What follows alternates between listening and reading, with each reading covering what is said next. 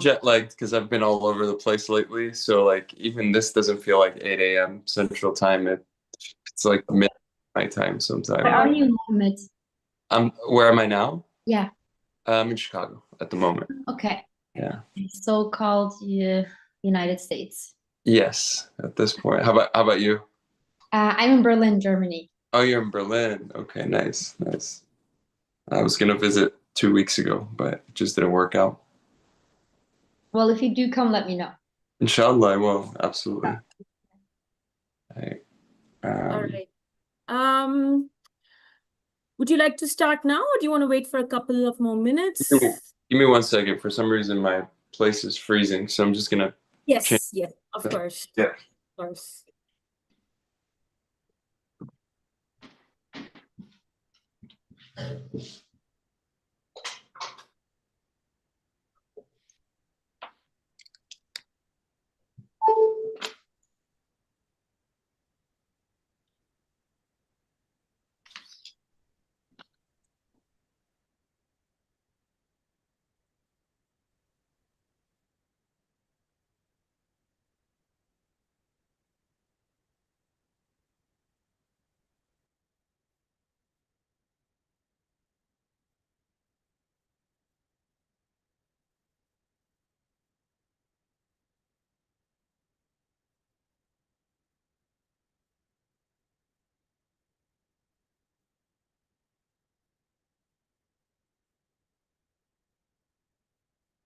Okay, much better.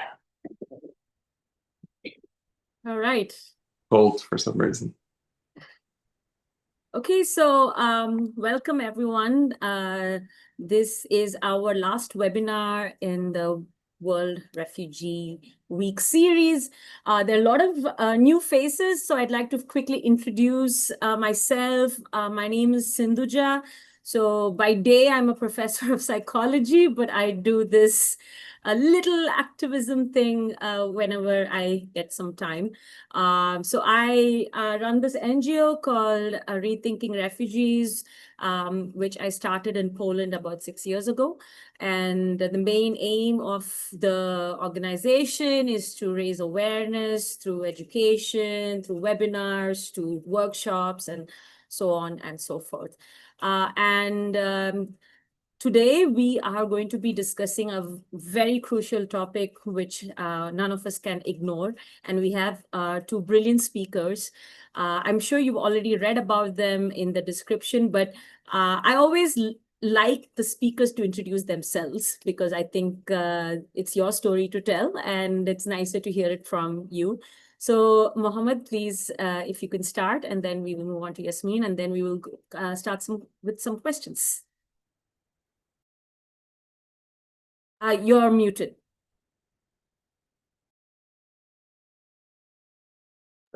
It's unmute.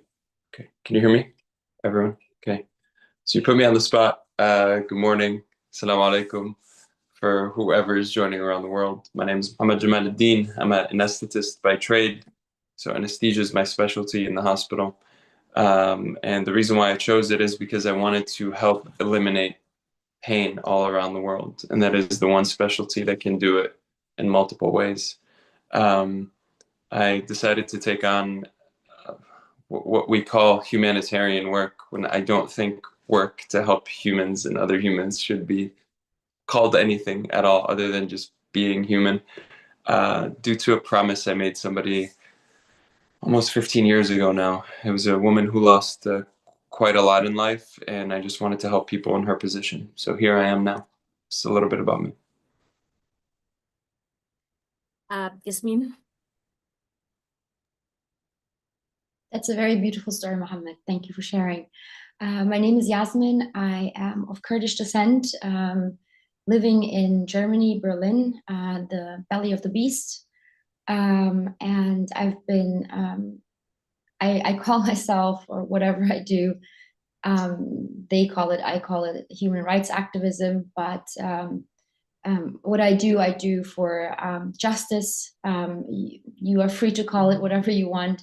But my main focus is justice around the world, social justice, and I advocate for, for things that are actually swept under the rug, such as anti-Muslim racism in Germany, but around the world as well.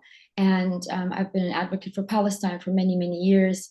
I started in 2008, and I've done a lot of things around refugees, refugee rights, and remember in 2015, Germany has taken a lot of Syrian refugees, but also from different countries in Africa but the treatment of them were not humane. So I decided to do something about that. And then also recently, 3 years ago, when the Ukrainian refugees came, I mobilized 15,000 volunteers. And maybe you remember when, people opened their doors for Ukrainians to live there, because we had a shortage of, places where they could stay. This was my idea when everything started, the very same day, actually. And the state capitalized on it, actually stole this idea and made money with it. So I could see the discrepancy between how they treated Ukrainians and people from the global South, and I decided to make news about that. So everything I did for many, many years is now being criminalized because I do it for Palestinians. And now the obvious reasons are because Palestinians are Muslims, or not just Muslims, but predominantly Muslim. And I was also part of. I'm an organizer and steering committee member of the Freedom Flotilla, and I was just on the recent mission called Madleen, and I'm back from the Zionist entity, from the Zionist jail. I returned to Berlin on Thursday. Thank you. Thank you so much, both of you. So it's interesting that, Yasmin, you spoke about double standards, about the way Ukrainians versus those people from the global South get treated. Interestingly, day before yesterday, we had a webinar on double standards. So my colleague and I, we do research on this particular topic as well. So I'm going to start with a question on that topic, since you already brought it up. So you've obviously seen the refugee response up close. So have you particularly noticed any difference between? I mean, there is a difference between the way Ukrainian refugees and Palestinian or Syrian or any other people from the global South get treated. So I just wonder, do you have anything to add on to say how we can talk about race, religion, any geopolitical alliances that might shape these humanitarian priorities?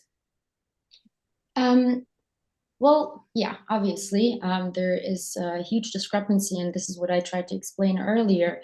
There's this narrative of, European activism, and I refuse to separate these the struggles, meaning in the Palestine solidarity movement. What does it mean to be Muslim and an activist?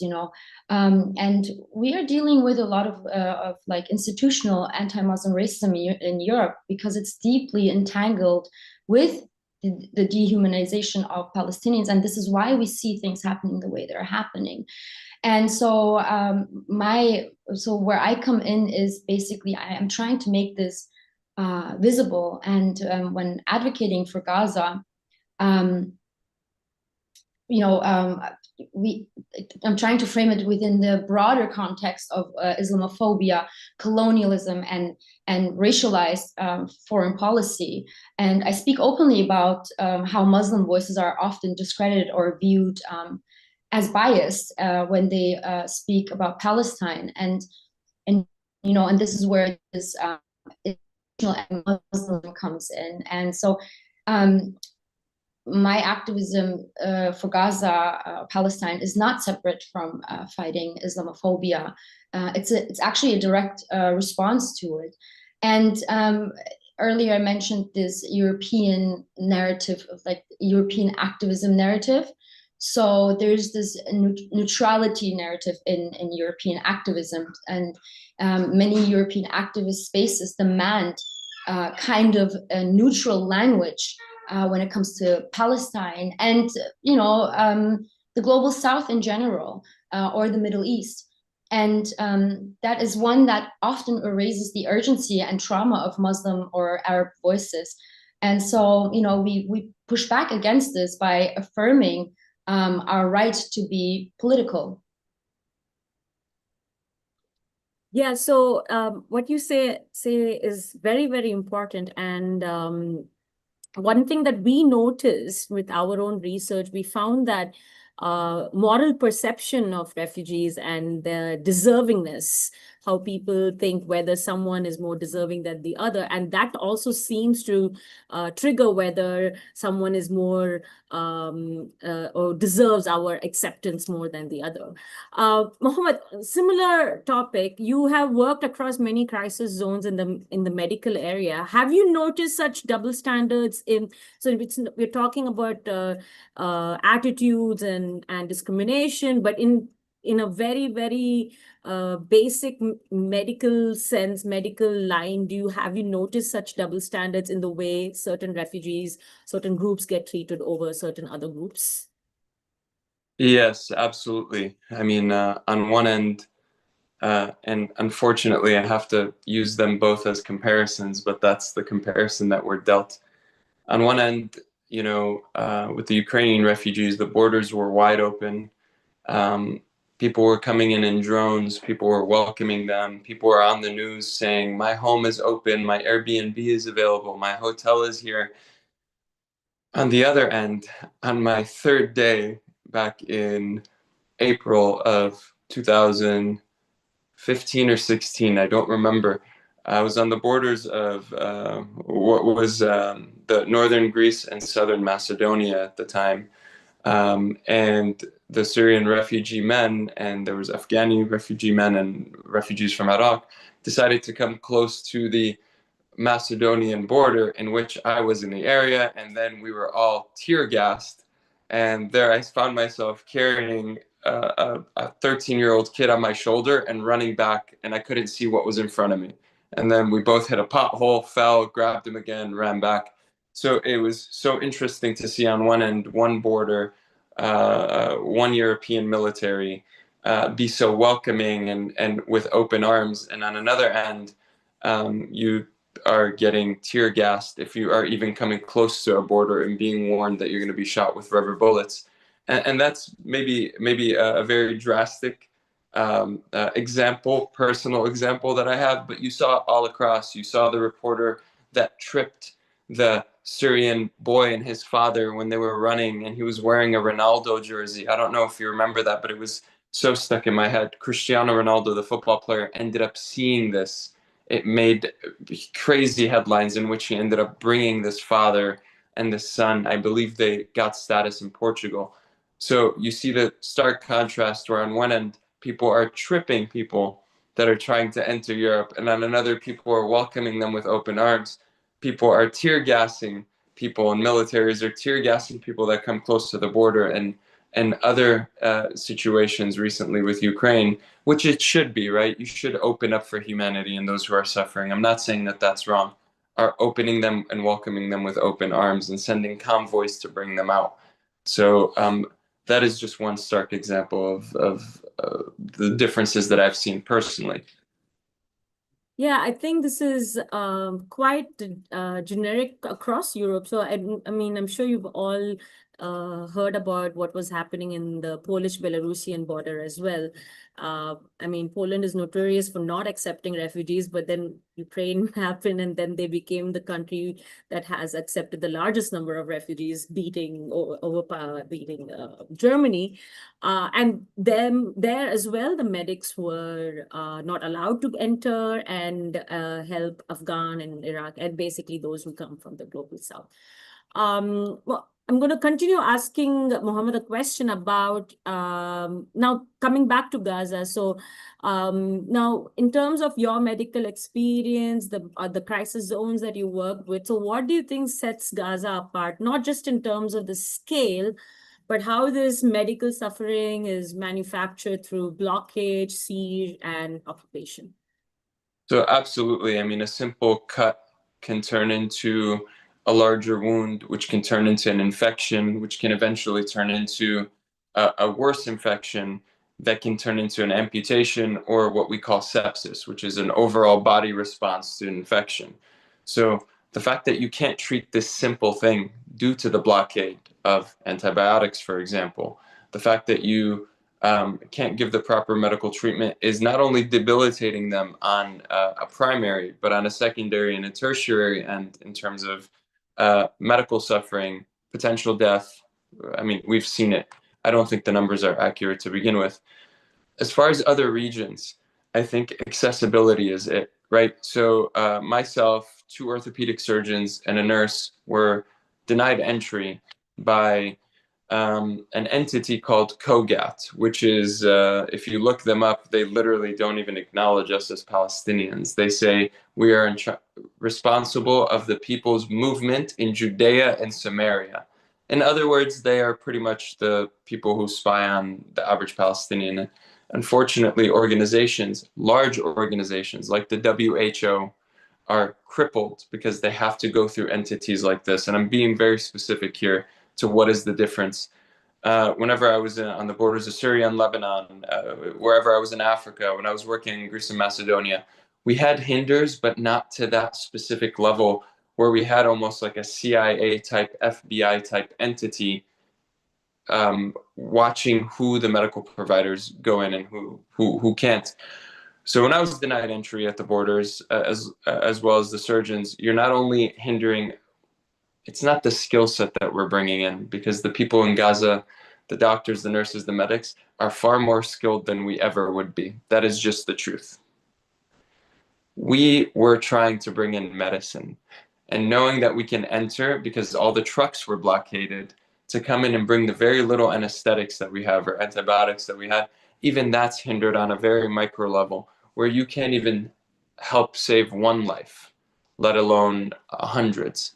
Where I reference it with other people in other conflict zones and other areas, usually it's a little bit easier to get in touch with their ministries of health, and usually they're much more welcoming to say, yes, come and help us. But when you have, again, and I circle back to COGAT, a government entity that is taking over an international World Health Organization and controlling it, you have mass suffering on such a micro level that they're dictating literally every footstep of every international medic, doctor, nurse that's trying to enter, let alone people on the ground and what they can receive. But this is nothing new. I mean, even crayons and potato chips were banned into Gaza. So imagine having medics, doctors, and nurses trying to enter to help this population. I think it's purposeful. I think it's systematic. I think it'll, maybe if not now, but I think they will make movies and films and documentaries on this, the same way that we see movies and films and documentaries made on other genocides and holocausts years later. I think we will see it then and there when people realize the catastrophe that they chose to stand silent for. Thank you for that, Mohammed. And it's very important that you use the word genocide here, because for the longest time, people have been avoiding using that word, even if you look at the, let's say, the technical definition, the steps of genocide, all of that was so clear. So Yasmin, in your opinion, in your work with, and when you be meeting people, why do you think it was so difficult to acknowledge that it was indeed a genocide? I mean, right now it's slowly getting there, but still there are so many states and people who are still in complete denial of this. So I just, what do you think? What's happening?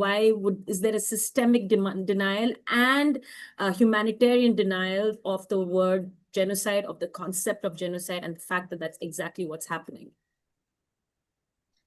For me, we had this conversation just recently with a group of activists, and it was exactly the time.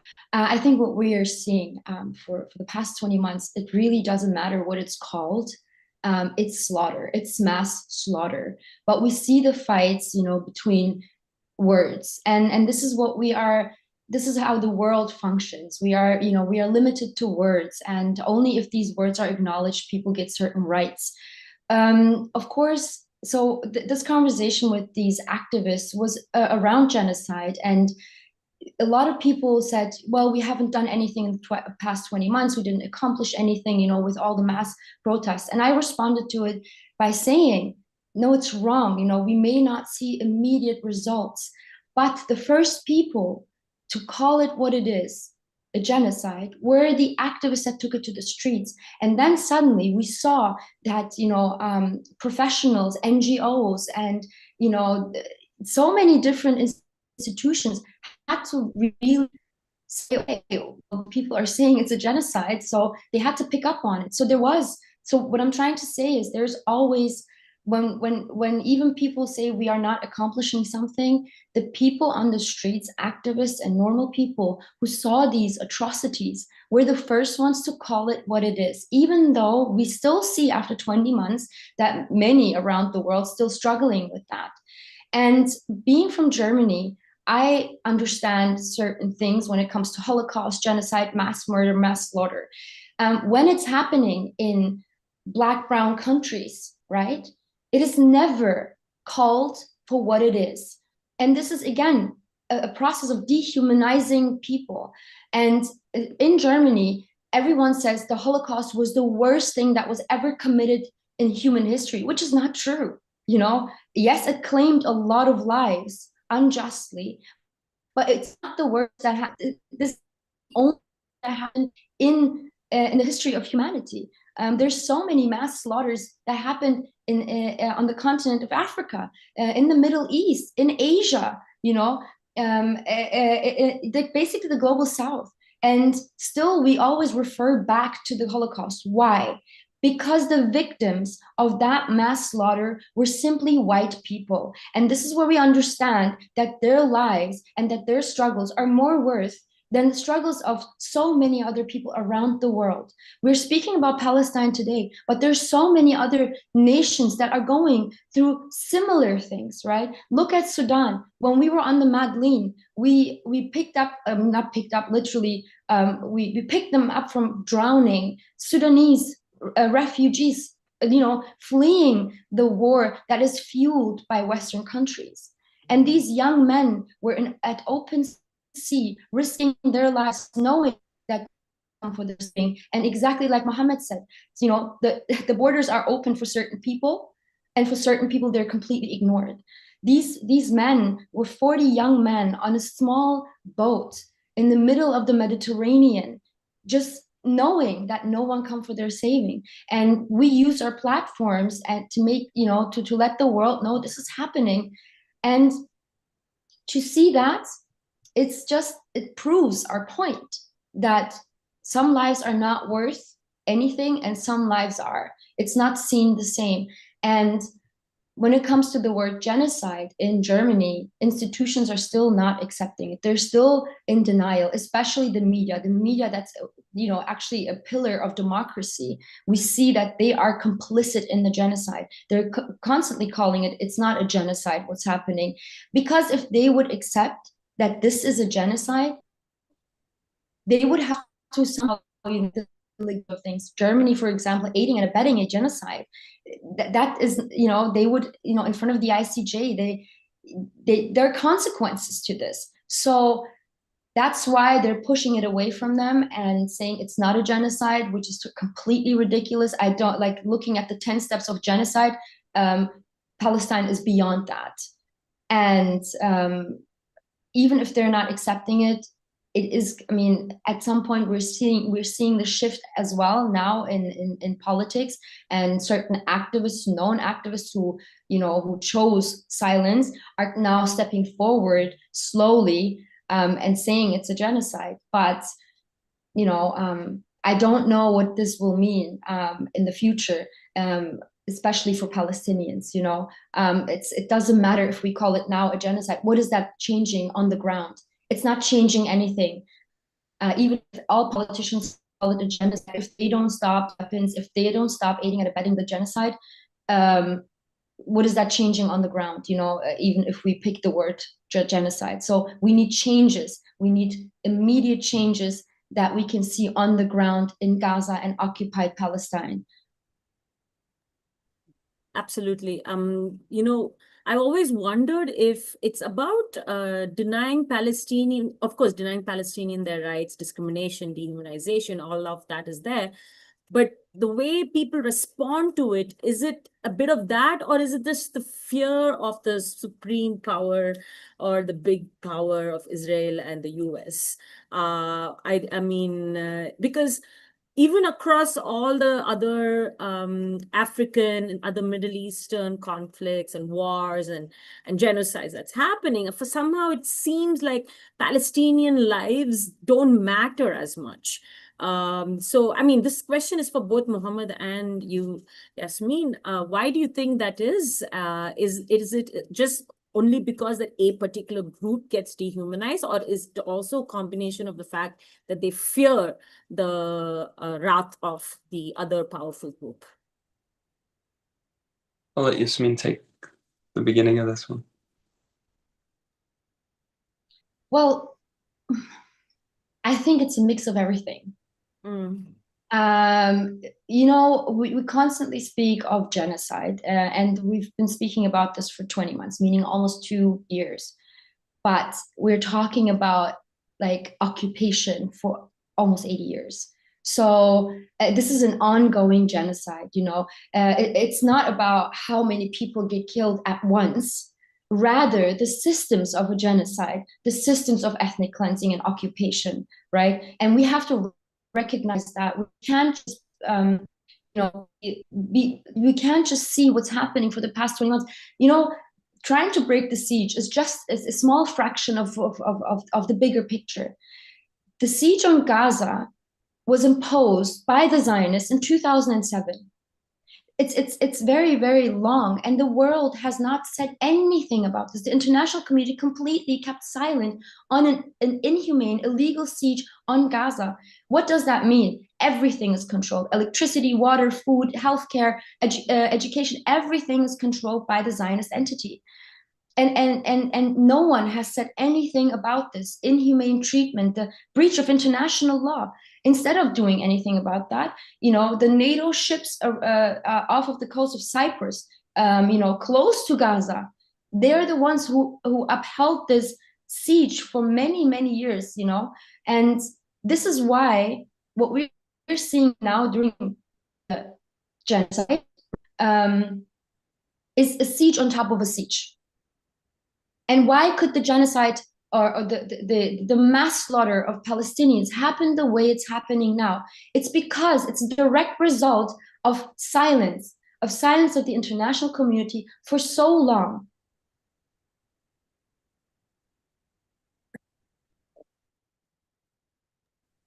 Mohammed, would you like to add to that? Yeah. So I think on a psychological aspect, I think, people have this false idea of history. You always often hear, especially from Americans or people in the West, oh, they've been fighting for thousands of years. So it becomes kind of a normalcy that fighting, regardless of who's winning, becomes this kind of normal thing. And it's unfortunate because we become numb to things over time. I will reference a very stark example, school shootings. 20 years ago in America, when that would happen, it would be major breaking headline news everywhere, left and right. Now it's just another day. So going back to the genocide, the occupation of Palestine, people have kind of just become so used to it as a normalcy. And then they also have a misconception, very false idea of what the history is. For example, one of the biggest myths is that they've always fought for thousands of years. This is very inaccurate, even dating back to hundreds of years ago. When the Muslims went into Jerusalem and took it over from Rome, they essentially literally said to the Roman empires, "Where are the Jews?" And the Romans laughed at them. And they said, well, the ones that decided to stay and fight us, we killed them. And the ones that wanted to leave and were afraid left. And the Muslims literally, the commander at the time, told his 4 lieutenants under him, each one of you must bring me back 20 families, Jews. They must come here and resign. I mean, it's to the point that when they went to the Wailing Wall, they saw that it was piles of trash. And the commander at the time got on his knees and started to clean it because of our respect for holy sites as Muslims at the time. So this misconception of, oh, they've always fought for thousands of years is probably one of the biggest hindrances in modern day history, because you associate everything that is happening to normalcy. Oh, they fought for so long, so let them just keep fighting. Or we don't have time for this, or this is BS. I have so many people that I run across that say to me, people of, Christian Arab descent from various places, whether it's Syria, Lebanon, Iraq, and they're like, I never knew about 1947. I never knew about 48. I never knew about these things. I didn't know Britain let them in. And then there was a huge genocide to begin with called the Nakba to start this whole thing. So you can, yes, on one end, very much so, thank modern day technology for helping us really show the world. Because I remember, going back to Yasmin's point, this post-2007 siege, in 2008, 2009, where I think it was Operation Castlet at the time, and Dr. Mads Gilbert, a Norwegian medic, was there, and he ended up writing a book called A Night in Gaza, where he detailed these horrors. That was one of the first operations, and then 2010, then 2012, then 2014. This isn't something that's just been going on, but people have become so numb to the brown and black human being dead, victimized, not victimized, but being put in cruel conditions, that it becomes so normal that when a person of lighter skin tone, white, happens, it's this shock all over the world. I mean, how do we have more thoughts and prayers for a structure in Paris that burns down, where people want to give billions to, over thousands and thousands and thousands of people and thousands of structures burying those people? Makes no sense to me whatsoever. But that is the modern day Western sympathy and empathy. It is that we will feel more sad for a structure, be it, yes, of course, out of respect, a very holy religious structure that burned down, over holy sites and second and third holy sites that are being bombed into oblivion while their people are praying and worshiping. On that end, Palestinians, when Al-Aqsa Mosque is routinely invaded, raided, grenades and guns are being shot in it. So it's just such a very strange contrast that man-made problems, when it comes to the West imposing it on the East, go under the rug, but if it was Eastern imposed on the West, will be all over the news. So sorry, that was long-winded, but. Oh no, absolutely. I remember the time when there was a terrorist attack in Paris, and at the same time there was a bomb blast or something in Beirut or in Lebanon. I mean, it happened at the same time, and I remember people, I mean, activists as well. They said, okay, yes, pray for Paris, but also pray for Lebanon. And it's exactly what you've been talking about. It's become normalized. They have normalized this whole idea that, oh, these countries are used to violence, so there is no point for us to spend. It's almost that they're de-individuating the people in certain places. There was also this time, I remember there was a submarine that got lost, and people, 5 billion years, yeah, and you spent people, I mean, the government, and they spent so much money trying to search for them. And at the same time, there were people on boats trying to cross the Mediterranean, and nothing happened. So, yeah. And I'll add to that, there was it's funny that you say that, and going back to Yasmin's correlation of these men, these African men that were at sea, you're absolutely right, because I remember when we picked up a specific boat, it was really late into the night, and they spoke Farsi. I didn't speak Farsi, and the two parents were like actively panicking and panicking. Finally, I called one of my friends who spoke Farsi, and she was in Germany, an activist that I had met, and literally the next words were, "The sea swallowed our daughter." They had hit a rock prior to us picking them up. We didn't know what they were saying. Our main objective was getting them onto our boat and getting them into safety. And sure enough, it took pulling teeth to get the NATO ship involved, which was currently between Lesbos Island and Turkey at the time, pulling teeth to get the Greek, Italian, Croatian, English, and Turkish Coast Guards to come and help us, where we had a little girl that was literally dying at sea, drowning, and unfortunately was found dead. And then to see a response from, this international response for these billionaires is just quite baffling to me. We're at a local level where people could have responded right away. They didn't.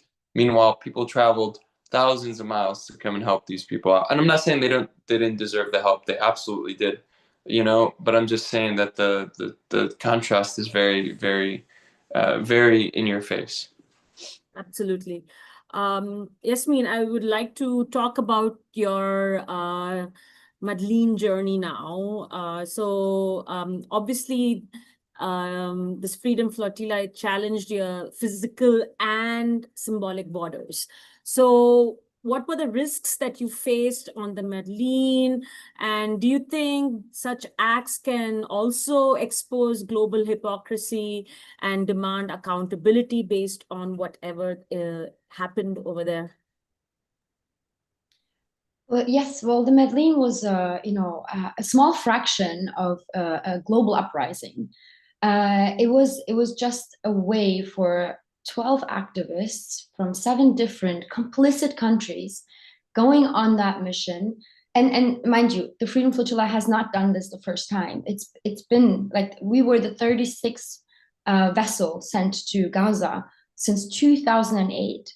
And we were attacked. We were met with bureaucratic warfare. It was very, very tough to put this mission together. I remember we were working like before it even happened, day and night. We had like no second of free time because it could have been easier, but of course the complicit countries, they would make it very hard for us to organize. But we found ways, and 5 weeks ago, this is one of the dangers.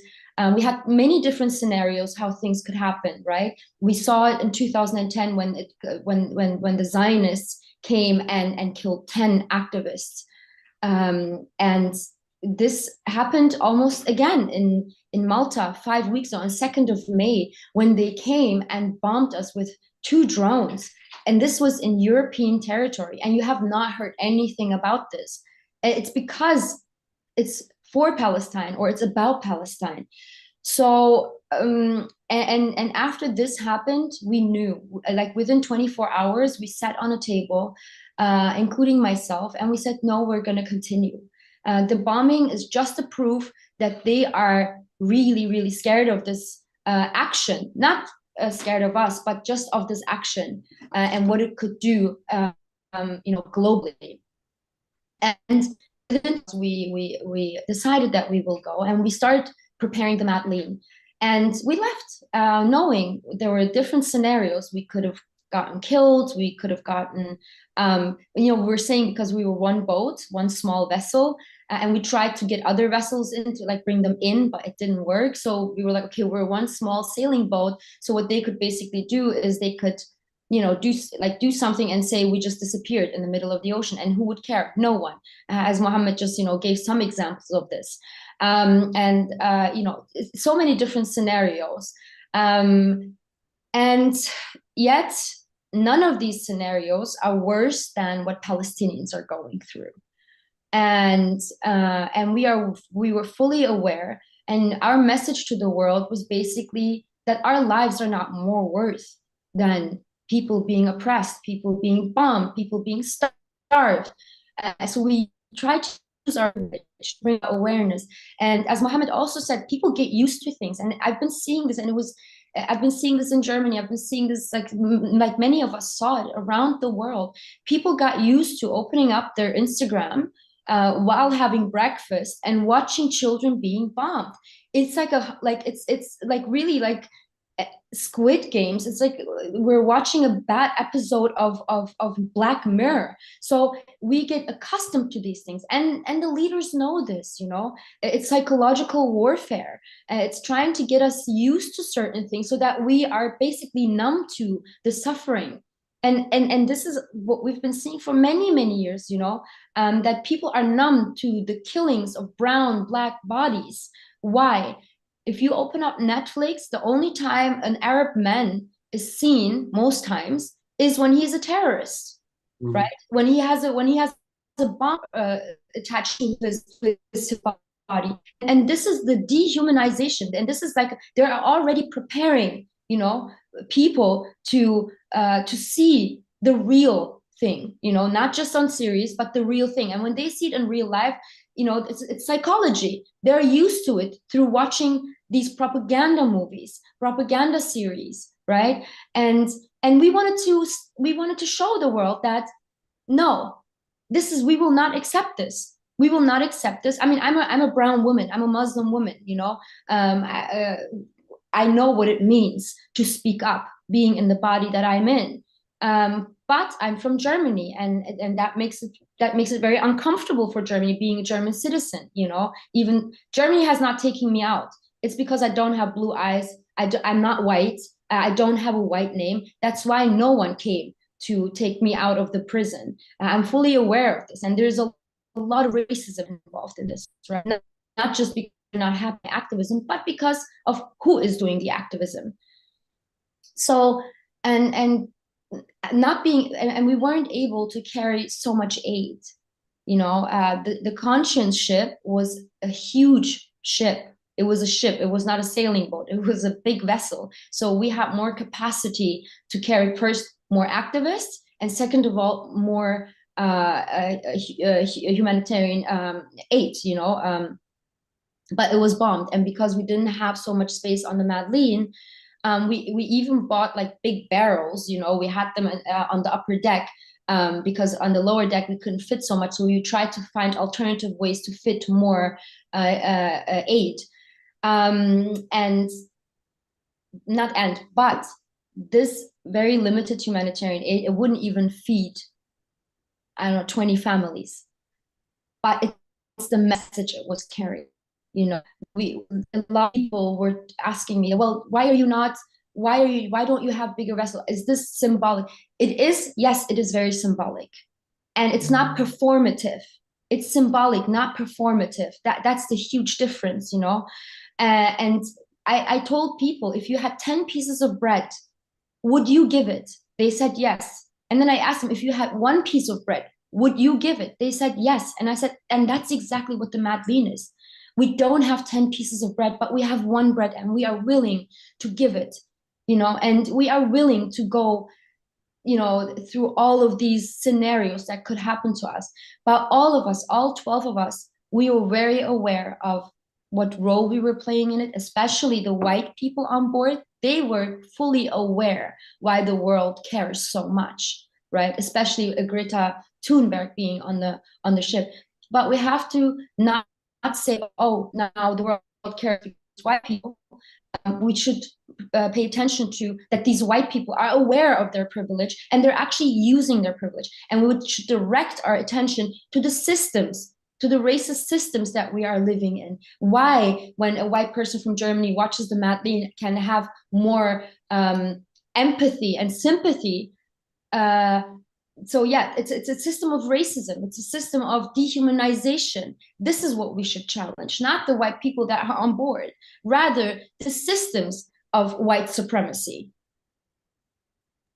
Absolutely. And I think what you have done, what the 12 of you have done is absolutely amazing. And yes, it is a very symbolic gesture. So in your opinion, do you think anything can, I don't want to use the word change, but can things get better in terms of activism or people's opinions, or less dehumanization after what you have done?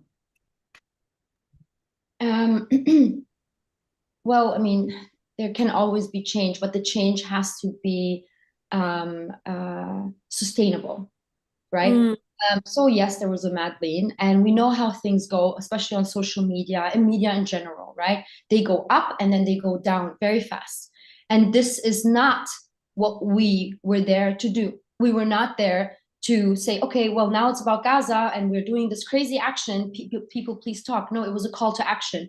I was always saying in my, in my videos, look, we are here not because we are heroes, not because we are doing anything heroic. We are here to center Gaza And the reason why we are here is because there is a genocide. There is a starvation live stream for all of us to see. We need to stop watching these things. We have to collectively get up, do something about this. And it's never too late. There were so many people that contacted me saying, I'm ashamed. I'm ashamed for not speaking up for 20 months. And through the Madleen, I want to speak up. I want to do something. Well, that's good. And it's never too late to stand up for justice. But these people should still question why they were silent for 20 months. In the face of all of these atrocities, in the face of international law being breached, human rights, being stepped on with their feet, this is what we should question. And if some white faces on the Madleen mobilize, well, that's good, but still question yourself. Why did it have to come this far? And why is it even that people have to go on a Madleen on a small sailing boat trying to break the illegal siege and begging for safe passage, whereas ships that carry weapons are granted safe passage? These are the questions we should ask. And if we want to change something in a sustainable way, then we have to be aware of what is our privilege, in what country am I in, what is my country doing, what are the systems of oppression, like why is there racism against brown, black bodies, and use your privilege to speak up, use your privilege to organize. We can't just sit and wait for people to make the first step.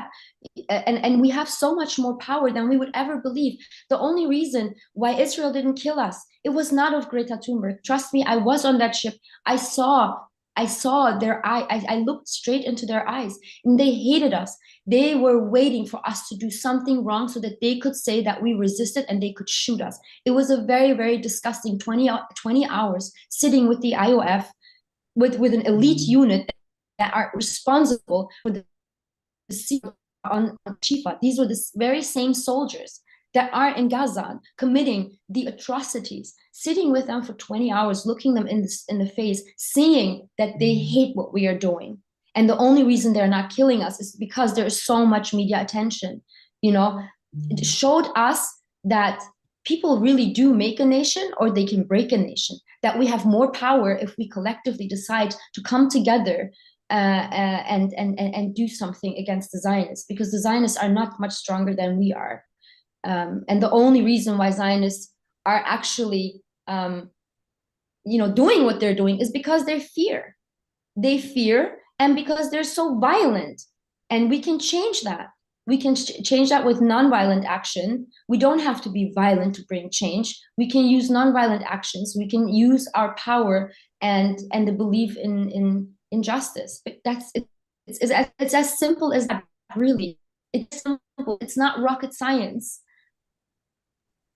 Yes, absolutely. So we've spoken a lot about resistance and dehumanization. So Mohammad, I was just wondering, do you think treating a patient in Gaza can be seen as an act of resistance? Or what do you think about medicine becoming a form of political defiance in zones when there is mass dehumanization? Oh, that's a good question. It's hard to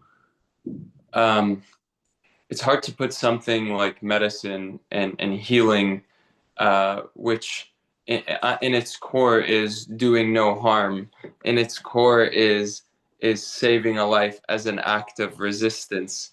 But in this case, it absolutely is, because the act of resistance is that you are resisting death. You're resisting to allow for death to happen so quickly.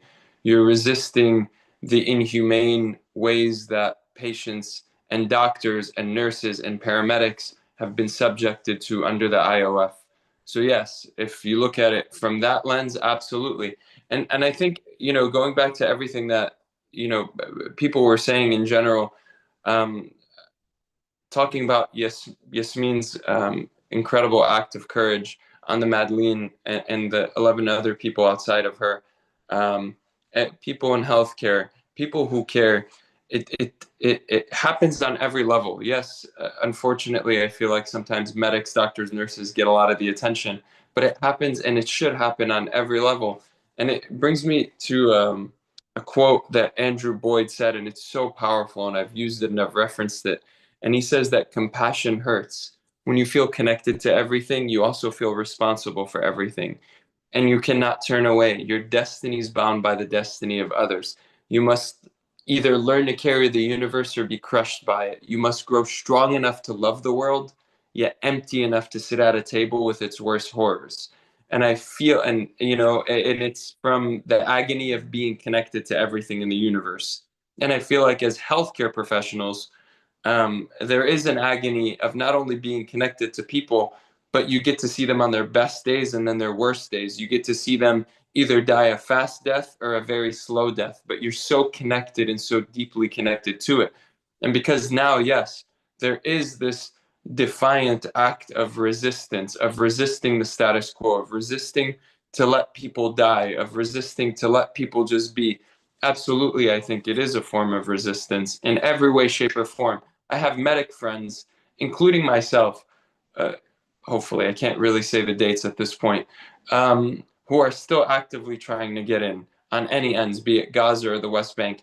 And sometimes they'll even fly, or we will even fly to Jordan, to the stop points, knowing that there is probably a 99% chance they're going to say no because the list comes out the day of, but we still do it anyway.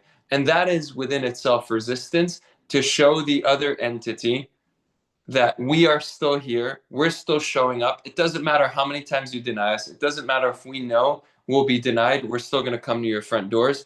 And if you deny us, we're going to tell the world about it, just like the Madleen did.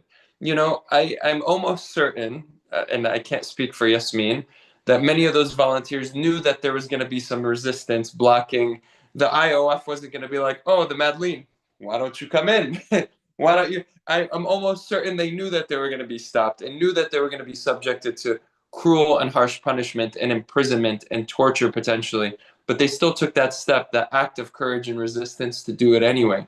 I think that within itself is still very important, despite seeing a familiar, I can never say that word, a comfortability in eating breakfast and watching people die on screens. There's still an act of resistance, at least for them to know that there are still people who care, that we will still try to cross, no matter how many times you deny us, one day it will be broken, And same thing, whether you're on a boat, whether you're carrying a stethoscope, whether you have a piece of bread in your hand that you're trying to hand to them, I still think that there is an act of resistance, even in this protest that was in Egypt.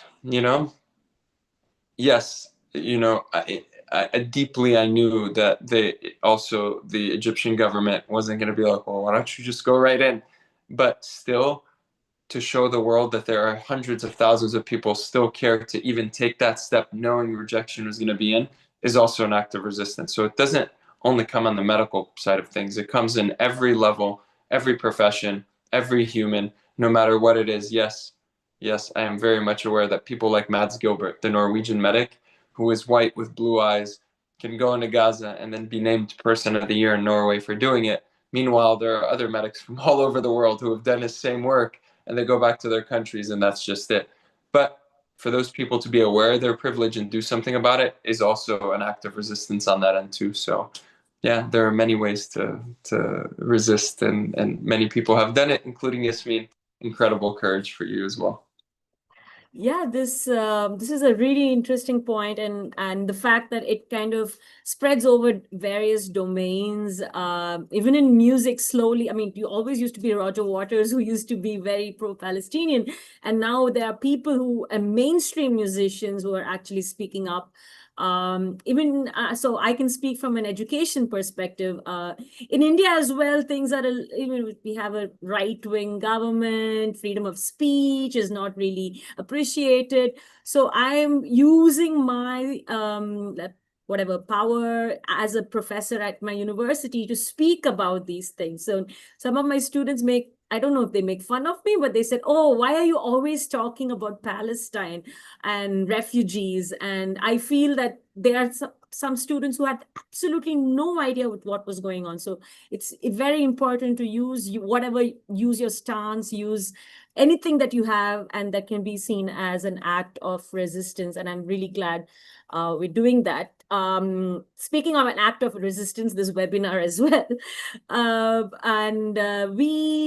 wanted to ask both of you if it's okay if we go on for 15 more minutes, because it was supposed to be for an hour, but we've had some really interesting discussions, and I feel it might be too abrupt to stop at this point.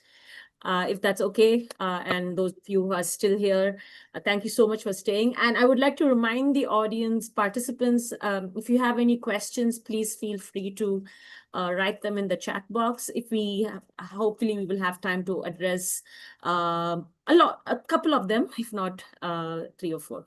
I do have a question, both of you. You've seen mainstream media now suddenly also starting to amplify Palestinian voices.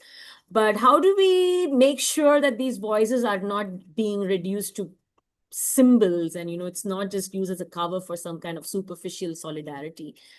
Do you think something like that happens? Do you notice when you read something, okay, I know they're just doing that because they have to be politically correct? Is that something that you guys have noticed in Europe, in the US? Yeah, just quick question. Can't believe I'm saying this, but you've had really very conservative commentators who have a huge following, like the likes of Tucker Carlson, who was on Fox News and was this big advocate, and then he gets fired from Fox News, and then all of a sudden he starts to do his own research slowly, and he takes that modern day 40-year-old white man from America, because that's pretty much his base, the same base that thinks I'm a terrorist, and all of a sudden now you see him, not only because he has already been fired for his own views, not only challenging, but his interview that just came out with Ted Cruz, absolutely, he's not just asking him questions, he is absolutely tearing him apart in detail, from APEC to why is APEC not registered as a foreign entity when every other country can? Why are we at war with Iran? Why are we giving billions of dollars to nations that are causing genocide? And you're starting to see a shift, and I mention him because for years he was this very conservative person who, even he says, voted for Trump, and he is so against his stance on everything in Israel. So the biggest one that gets notoriety, I hate to say it, and I hate that I'm using his name, is Piers Morgan to some extent. Here's a guy who has absolutely used clickbait from the early Bassem Youssef interview that went on to get 50 million views. That was one of his very early interviews. And then him and his team, I'm sure, thought, oh, wow, we're going to really ride this to the grave, no pun intended. Start to slightly switch stances because he's starting to realize that the mass public, the mass people, the young people are starting to educate the older people. And I've had colleagues, even in my hospital, who know nothing about this, come up to me, patients that for my whole life, they would ask me, where are you from? Are you Italian or this? I'm like, no, I'm Palestinian. They're like, Pakistani? They had no idea. Now, from all walks of life, from a 50-year-old woman from Mexico who doesn't speak English so much, to a 70-year-old white grandmother from the countryside of Illinois in the farms who is only exposed to Fox News University. The moment that I say I'm Palestinian, their initial reaction is, I'm so sorry. I see what's happening to the babies. I see what's happening to the children. I've had a patient say to me, I watched that Tucker Carlson interview. I had no idea what was going on with your people. I had no idea that we were giving billions of dollars like that to Israel, and that's what they're doing. I'm not praising him, but the fact that these people that never had this exposure, living in a town of 2,000 people in the middle of a countryside where a brown man like me, who was the darkest man in that town, whenever I go in to pick up a contract for a week or two to provide services because nobody else would do so, towns that were sundown towns, which means African Americans were not allowed after midnight there, would say those things to me, is very shocking. you know. So I have to say that although, yes, on some ends it can be performative, maybe Pierce Morgan was trying to gain a base, maybe Tucker Carlson wants to be politically correct, but I see it firsthand when I have these patients who had no idea what was happening say to me, I saw that. I watched that Ted Cruz interview. I had no idea our politicians were that bought, you know? So yeah, although it is performative and it can be for any way, in Arabic we have a term, it's called maslaha or maslahajiyya. They do it for a certain reason. It helps the common person understand where we're coming from when we do say, I'm Palestinian. There's a humanity that can be now connected that was never connected once before. So, my perspective. Yasmin? Oh, by the way, Mohammed, you do look a bit Italian, to be fair. Italians look like me, to be fair. So, well, Italians look Palestinian. Oh, yes, we should do it the other way. The other way. Yeah. Other way. But yes. Perfect. Mohammed explained it very beautifully. I don't have much to add to it. Just a story from Europe, maybe from Germany. Many people don't know this, and so every time I have the chance to talk about this, I want people to go look up Axel Springer. I will put it in the chat. It's the biggest news. All of the news, all of the newspaper channels, and they're pretty huge. And they own Yat 2. Yat 2 is a website in the West Bank. You know, for base, it's I don't know the English word when you buy houses, real estate. It's you know, they're selling settlements, illegal settlements. It's insane. So they have an interest in the occupation and apartheid and genocide of Palestinians because they're making money off of this. So in the German landscape of media, you don't see any change, literally no change. There are still the same Nazis that they were 20 months ago, and since 1930, they're still the same today. And they constantly push this narrative, and they really, what they're doing is they manufacture consent, which is a crime, you know, manufacturing consent from the broader. These news are doing in Germany, for example, a country that is the second largest weapon supplier to the Zionists.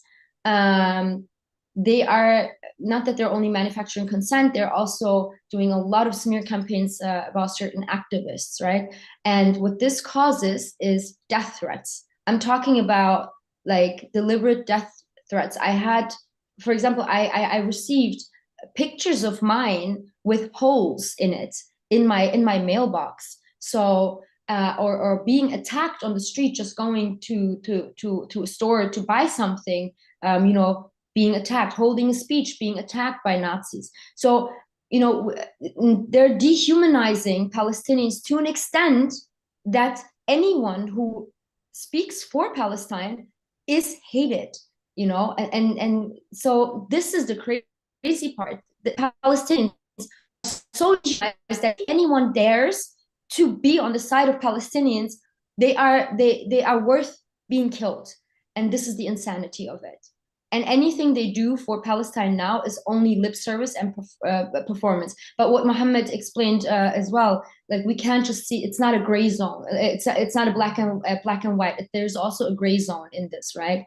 Because again, it's everywhere globally. And what I'm thankful for is every time they try to play their propaganda crap, it actually, now everyone knows Palestine.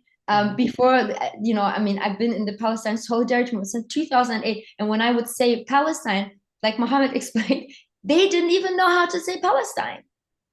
And they would insist it's Israel. They thought Israel just existed like that, you know? And it's due to the propaganda, due to the dehumanization of brown, black bodies, you know, no one knew. And while they're running their propaganda, they didn't know that they were actually also educating people, and young people look through the BS, and so they thought, okay, well, this sounds a lot like propaganda because they were trying so hard since they're losing, right? They actually caused a complete different effect. So that's where you know that these Zionists are very, very weak. And not to forget, they bring justice to all of the victims after 9/11, what they have done to the Muslim community after 9/11, all of the millions and billions going into these media campaigns in the United States, to dehumanize Muslims around the world.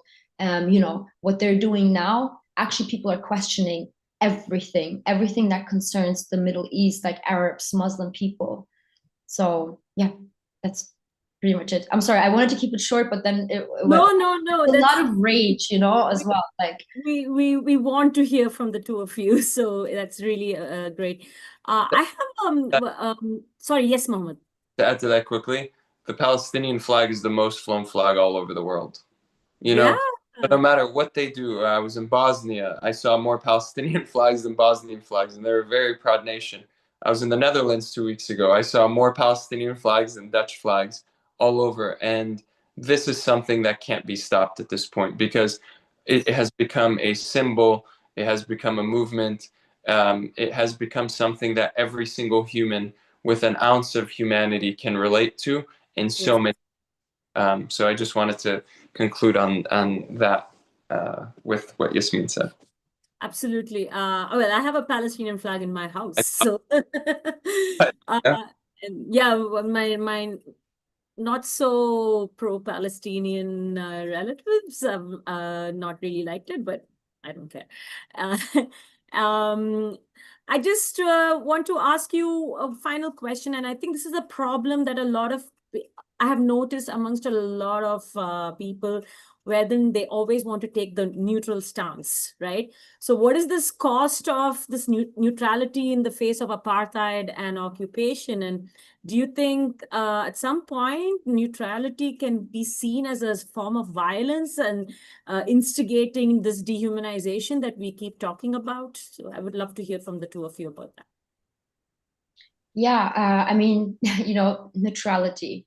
I think this was the first thing that I spoke about, right? In European spaces or white spaces, Western spaces, when it comes to, again, and I know I say this a lot, but because it's the truth, when it comes to Black, brown bodies, the Middle East, the global South, there's always neutrality.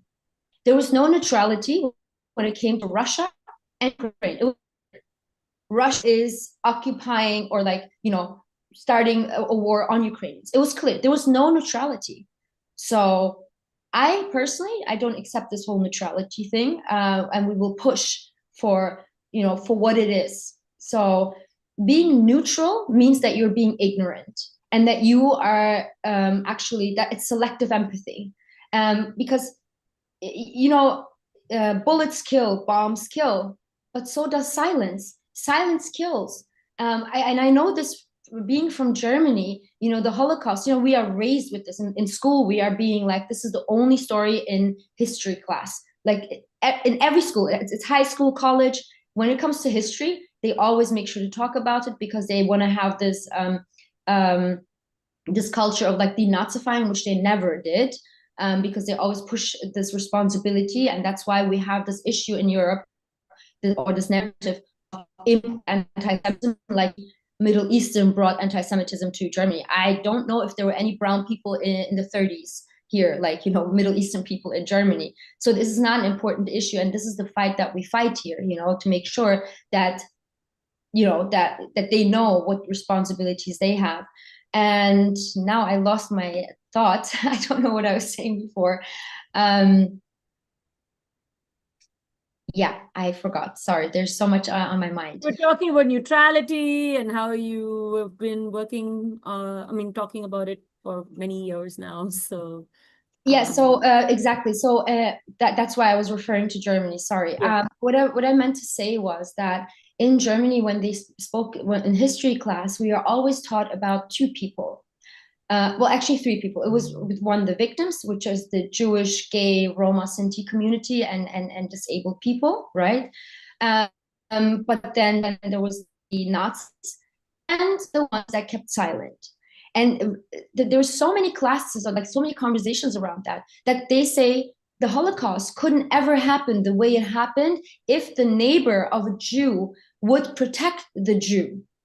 And they didn't. They just kept silent. And some of them even called the Nazis, to say, okay, I have a Jewish neighbor, you need to come. And we're seeing this again here in Germany. Like, my neighbors called the cops on me because I had a Palestine flag, or they knew that on my door there was a sticker of Palestine. My friends had their shops raided because they had a sticker, and someone passed by and saw the sticker in German, called the cops, and they had their places raided. So, there's nothing neutral about that.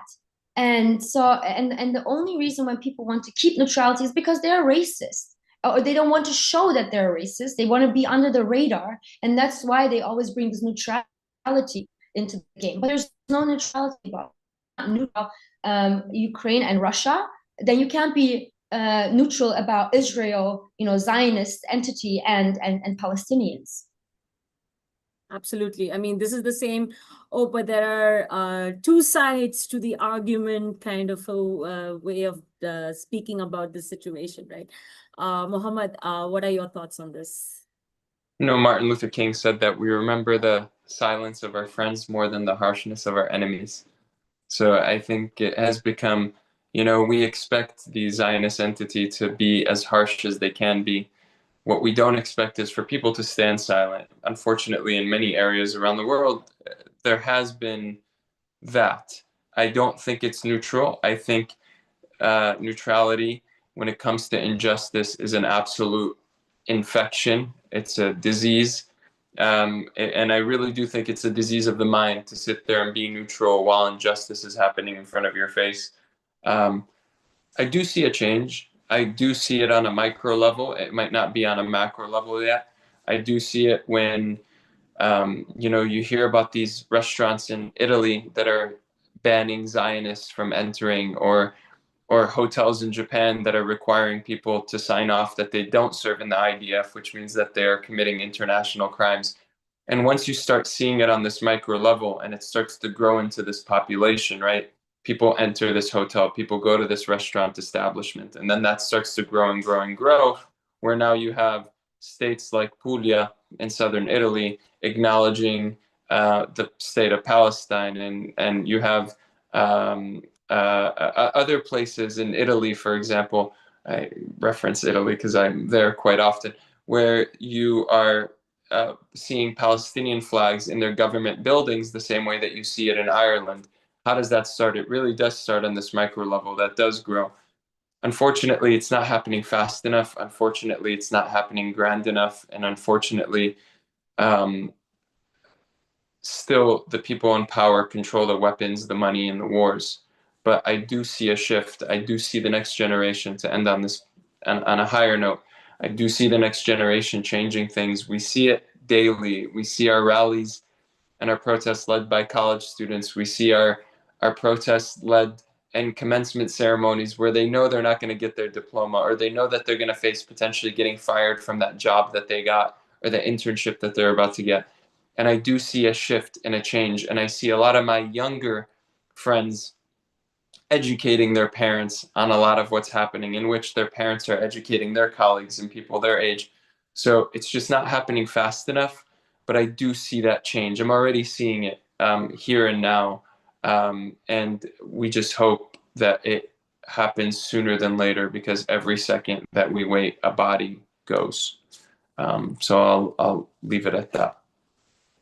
I think I'd like to end with one question that probably a lot of us are wondering. And this is a question that has been asked by Arifa. What are the ways we can amplify Palestinian voices without getting people desensitized to the issue? Is there something that you would recommend?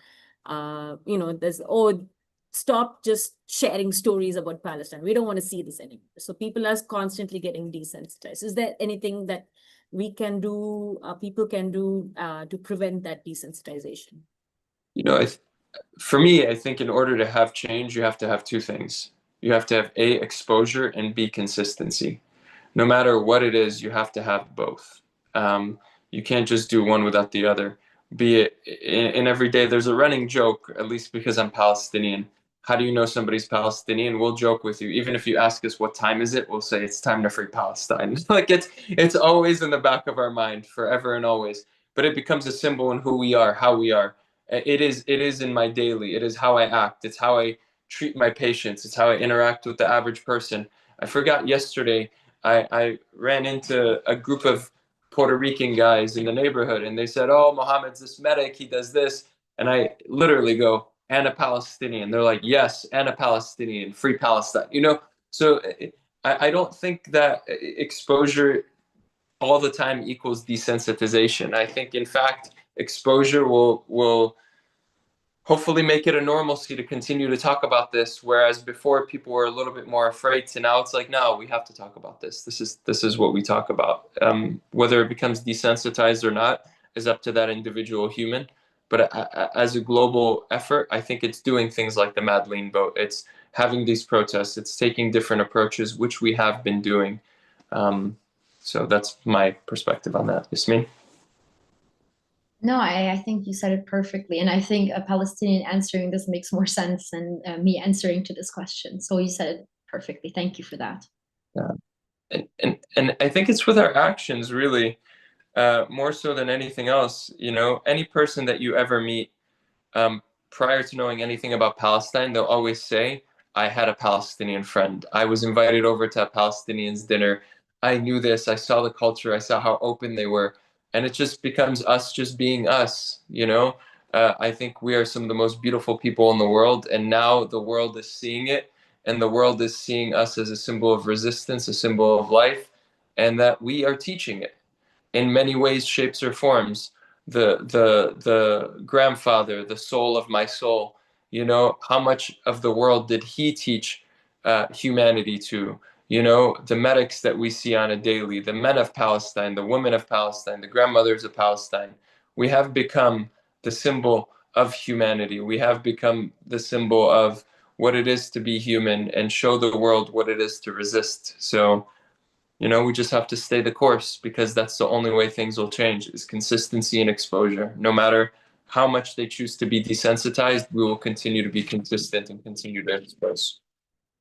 I would like to add something to that quickly. You know, people, I hear many people around the world say, well, Palestine has shown us the truth. Palestine has united us. And it's true. It's very true. But I always tell people that they should go back to what they're saying, because there's also a form of dehumanizing, even in that. Because at what cost, world, right? At what cost did we see the truth? You know, it's because there's Palestinian blood involved.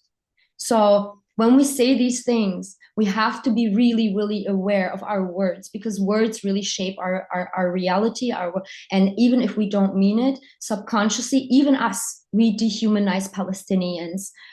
So uniting and coming together, fighting against injustices, you know, and for a free Palestine, it's at the cost of children, even as we are speaking. So we should never shape a world where we have to see blood flowing for us to unite. We should unite just looking at the world and the systems of oppression and racism. So yes, talking about Palestine is a hot topic. But again, there are so many other nations. What's happening in India is also unjust. What's happening in Haiti, it's unjust. What's Myanmar is unjust. What's happening to Kurdish people, it's unjust. Sudan, Congo, you know, so many. So if we have the energy to advocate for justice and then eventually peace, right? We have to use this same power for injustices around the world. And if we don't do that, then we are really dehumanizing Palestinians. Thank you so much. On that note, I would like to end on a good note. It was a wonderful session. It has been inspiring, and I hope I think there were about 30 people and about 20 others watching it on YouTube.